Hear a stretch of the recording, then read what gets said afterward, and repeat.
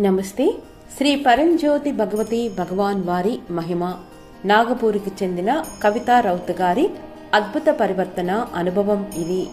నా జీవితంలో సంభవించిన అపారమైన పరివర్తనకు శ్రీ పరంజ్యోతి భగవతి భగవాన్ వారికి నా హృదయపూర్వక కృతజ్ఞతలు తెలియచేయాలనుకుంటున్నాను. ఇంతకు ముందు నా అంతరంగం, ముఖ్యంగా నా బాంధవ్యాలలో తీవ్ర సమస్యలు ఉండేవి. చిన్న చిన్న విషయాలకే నేను ఆవేశపడేదాన్ని. ఇది తరచుగా ఇంట్లో వాదనలకు, గొడవలకు దారితీసేది.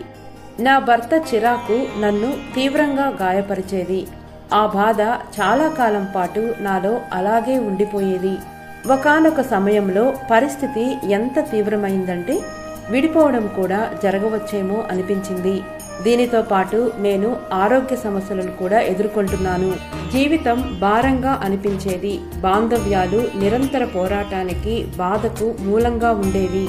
కానీ శ్రీ పరంజ్యోతి భగవతి భగవాన్ వారి అపార కృప వలన నాలో ఒక గొప్ప మార్పు సంభవించింది. ఈ రోజు నేను ఒక లోతైన అంతర్గత జాగృతిని అనుభవిస్తున్నాను. ప్రతిదీ ఒక ప్రక్రియ అని స్పష్టంగా చూడగలుగుతున్నాను. ఆలోచనలు, తీర్పులు, ప్రతిచర్యలు ఇప్పటికీ తలెత్తుతున్నాయి. కానీ ఇప్పుడు నేను వాటిలో కొట్టుకుపోకుండా కేవలం గమనించగలుగుతున్నాను. విభేదాలు ఏర్పడినప్పుడు కూడా నేను మొత్తం పరిస్థితికి కేవలం సాక్షిగా ఉండగలుగుతున్నాను. నా ప్రతిచర్యలు గణనీయంగా తగ్గాయి.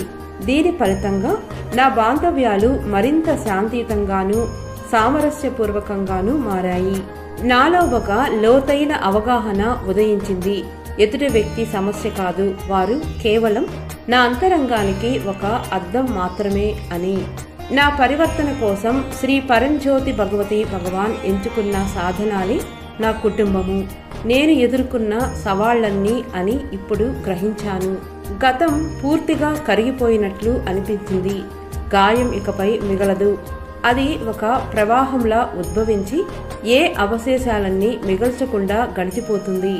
ఒక అందమైన తేలికైన భావన, అంతర్గత స్వేచ్ఛ కలుగుతోంది. హృదయం కూడా వికసిస్తోంది. ఇంతకు ముందు నేను ఉదాసీనంగా ఉండేదానిని. కానీ ఇప్పుడు నేను కేవలం మనుషులతోనే కాకుండా జంతువులతోనూ, సమస్త జీవరాశితోనూ లోతైన కరుణను, అనుబంధాన్ని అనుభవిస్తున్నాను. ఇతరుల బాధకు హృదయం తక్షణమే స్పందిస్తుంది. నేను సోమాను స్వీకరించినప్పుడల్లా నాలో ప్రత్యక్ష అంతర్గత మార్పును కూడా అనుభవిస్తున్నాను.